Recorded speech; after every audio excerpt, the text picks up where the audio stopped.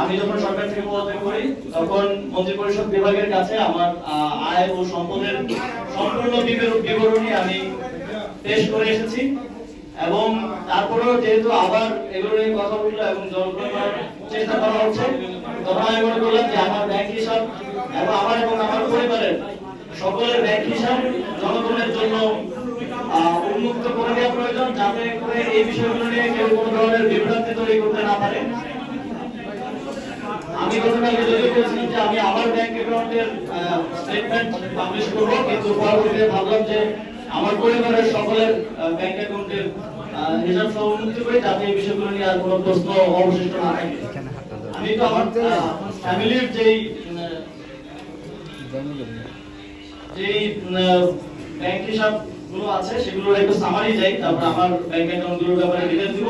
এই সবগুলো স্টেটমেন্ট আপনাদেরকে আমাদের যে গ্রুপ আছে সেই গ্রুপে সফট কপিগুলো আপনাদেরকে সেখানে প্রোভাইড করা হবে, সেখানে আপনারা আরো বিস্তারিত দেখে নিতে পারবেন। এখন আমি সামারিলি বলছি, যেহেতু অনেকগুলো অ্যাকাউন্ট, আমার বাবার 5টা অ্যাকাউন্ট আছে, এর মধ্যে salary account, active account, savings account এবং কারেন্ট অ্যাকাউন্ট রয়েছে। তার মধ্যে 5টা অ্যাকাউন্ট মিলে মোট ক্রেডিট আছে 5,47,711 টাকা।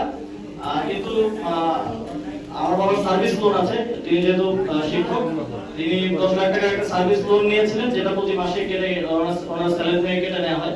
সার্ভিস লোন এখনো পেমেন্ট বাকি আছে 6,29,746 টাকা। সুতরাং যা ক্রেডিট আছে বাদ দিয়ে আমরা, তাহলে তিনি এখনো 83,035 টাকার মতো দেনায় আছেন আর কি। আর আমার মায়ের একটা অ্যাকাউন্ট আছে, সেখানে 21,154 টাকা আছে। আমার স্ত্রীর একটা অ্যাকাউন্ট আছে, সেখানে 613 টাকা আছে। আমার নিজের 2টা অ্যাকাউন্ট আছে, দুটার মধ্যে একটা আমার ব্যক্তিগত অ্যাকাউন্ট, সেটা হচ্ছে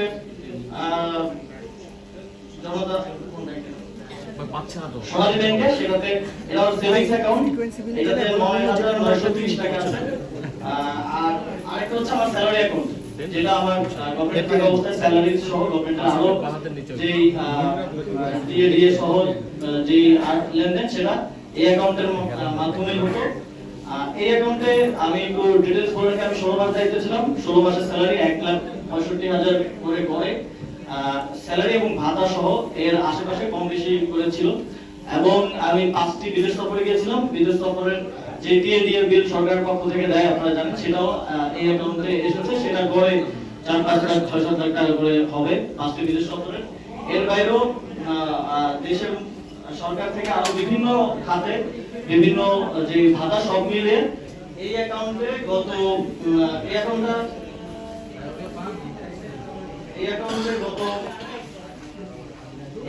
এখন আছে 9,78,626 টাকা। এবং এই অ্যাকাউন্টে মোট ট্রানজাকশন, মোট ক্রেডিট হয়েছে আমার স্যালারি সবকিছু মিলে, এবং সরকারের দায়িত্ব গ্রহণ করার আগেই 50,000 টাকার মতো ছিল। তারপর সব মিলে ক্রেডিট হয়েছে মোট 85,81,000 টাকা। আর ডেবিট হয়েছে 76,03,000 টাকা। এখন আছে 9,78,000 টাকা। মোট আমার মিলিয়ে মোট আছে 9,78,556 টাকা।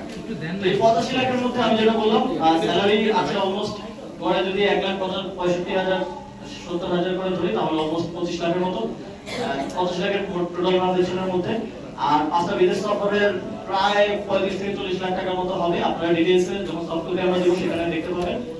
এবং এর বাইরেও আরো নানা সরকারের ভাড়াদি এবং অন্যান্য আরো খরচ। এবং এই অ্যাকাউন্টে আমি ক্লিয়ার করতে চাই, শুধুমাত্র যে টাকাটা এসেছে পুরোটাই সরকারের যে মন্ত্রিপরিষদ বিভাগের একটা সাইট আছে আইবাস প্লাস প্লাস, যেটা দিয়ে মন্ত্রীদেরকে এবং সচিবদেরকে স্যালারি প্লাস অন্যান্য যে ইয়াগুলো দেওয়া হয়, শুধুমাত্র সেখান থেকেই টাকা ক্রেডিট হয়েছে। এর বাইরে